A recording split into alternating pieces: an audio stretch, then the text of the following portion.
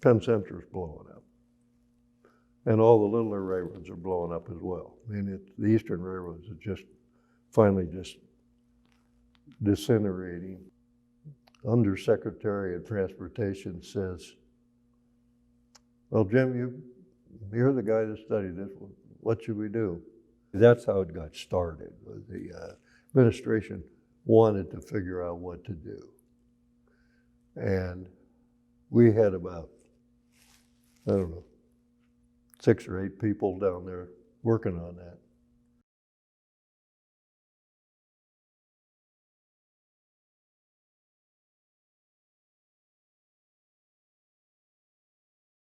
There'd be places where there'd be 2 railroads, 3 railroads in the town, and we'd have it boiled down to 1.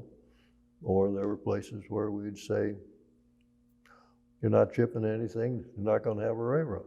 And that, in those days, was quite a shift in thinking, not only for the railroads, but for the customers and for the regulators and local communities.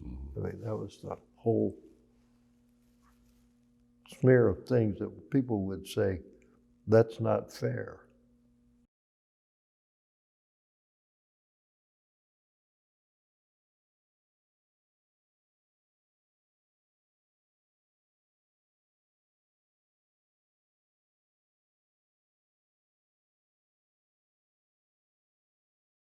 That was part of this 3R Act, was that you only have X amount of time, so many days to study this problem. The piece of legislation, Brooks, was really well done from this standpoint.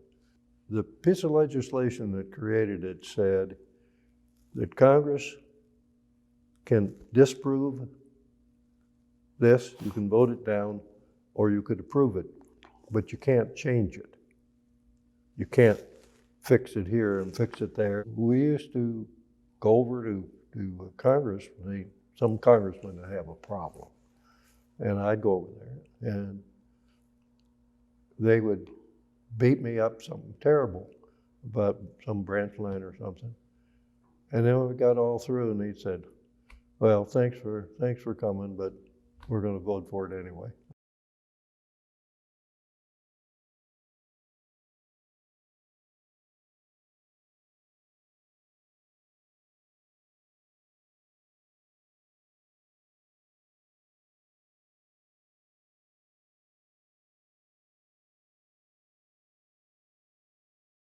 The biggest problem we had was a conveyance problem. And the way the law read and the way that the estates wanted it, the bankrupt estates, was piece by piece. So we had 2 things: used and useful by the railroad, and then other.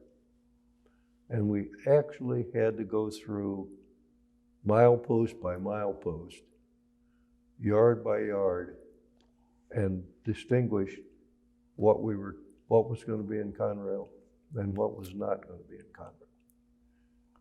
That took a guy by the name of Victor Hand headed that up. It was the damnedest job I've ever seen. We had guys working 24 hours a day.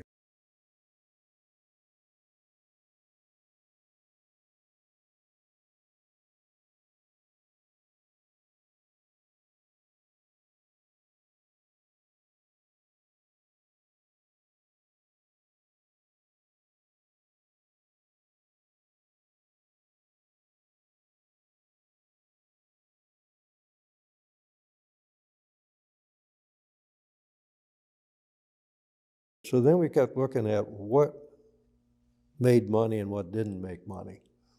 And we ran all of these rough and ready studies. They weren't very sophisticated, but, here again, don't let the perfect drive out the good. Do what you can. So we studied it, And we said, wow, we got business that makes money. We got business that would make money if we had the right structure. We have business we're not handling because we don't have the right structure. We got businesses we shouldn't be in. We got services that we're providing that we shouldn't provide, like transit and special switchings and so forth. So let's tackle that.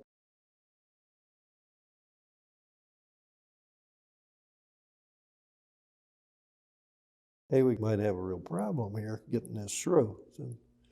So we thought, we really don't care. When you're losing $1 million a day, your feeling about change is much different than if you were making money. So we started putting together different scenarios of different plans of trying different things. And Interstate Commerce Commission wouldn't go for any of it. They blocked everything we were doing. And so we just kept pushing them. The war continued.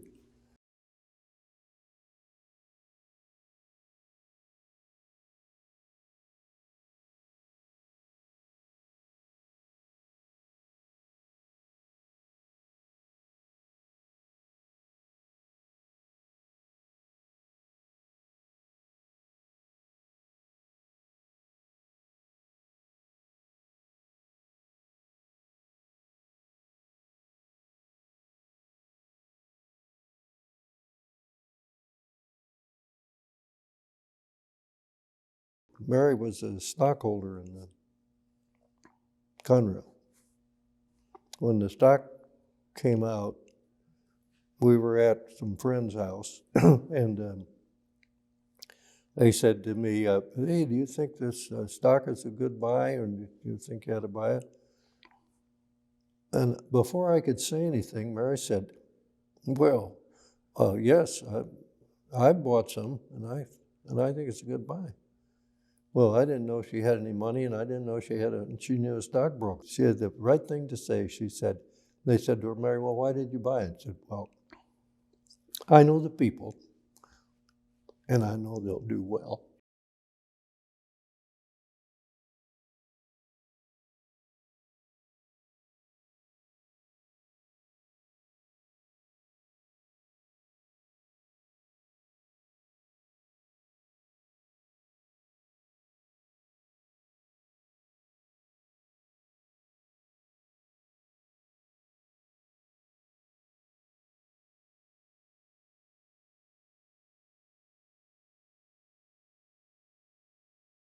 Took a certain satisfaction of saying, while I was there,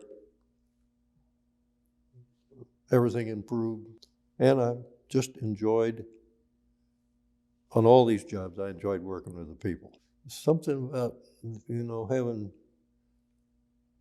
people that are smart and dedicated and a little bit adventurous, want to tackle things, really makes work fun.